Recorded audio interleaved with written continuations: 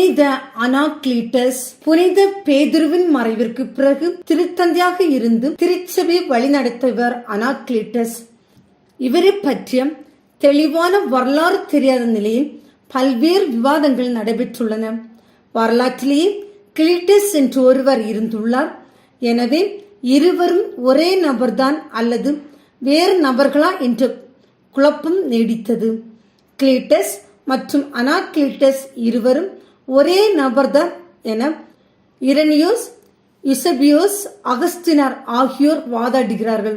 புனித அன்னியோக் இன்னாசியரும் என் ஆடுகளை மேய் என்று இயேசு பொறுப்பு கொடுத்தவரும் முதல் திருத்தந்தையான பேதுருவின் போதனையால் மனமாறியவர் மற்றும் அவர் கையாலே திருத்தொண்டராகவும் குருவாகவும் அருள்பலி பெற்றவர் அனாக்லீட்டஸ் என்று கூறுகிறார். யாருக்கு அடுத்து யார் திருத்தந்தையாக இருந்தார்கள் என்ற குழப்பம் நீடிக்கிறது. இரணியோஸ் வரிசைப்படுத்தும் போது லியனூஸ், அனாக்லீட்டஸ் மற்றும் கிளமெண்ட் என்று வரிசைப்படுத்துகிறார். ஆனால் அகஸ்தினார் லியனூஸ், கிளமெண்ட் மற்றும் அனாக்லீட்டஸ் என்று வரிசையில் குறிப்பிடுகிறார்.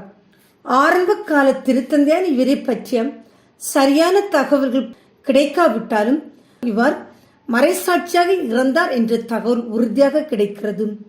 பேரரசர் நீரோ காலத்தில் முதல் மறைக்கலகமும் தொமிசின் காலத்தில் இரண்டாம் மறைக்கலகமும் நிகழ்ந்தது.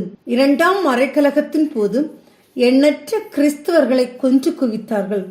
மூன்றாம் மறைக்கலகத்தின் போது 107ஆம் ஆண்டு அனாக்லீட்டஸ் மறைசாட்சியாக இறந்தார். வரலாற்று பக்கங்களுக்குள் வராத எண்ணற்ற மாமனிதர்கள் நம் வாழ்க்கையை வளமாக்கி உள்ளார்கள். தூய அனாக்லீட்டஸ் இறைவனுக்காக வாழ்ந்து மறைசாட்சியாக மறைத்தார். இவரைப் போல நாமும் இறை திருவுளம் பின்பற்றி வாழ்வோம். அதன் வழியாக இறை ஆசிரை நிறைவாய் பெறுவோம்.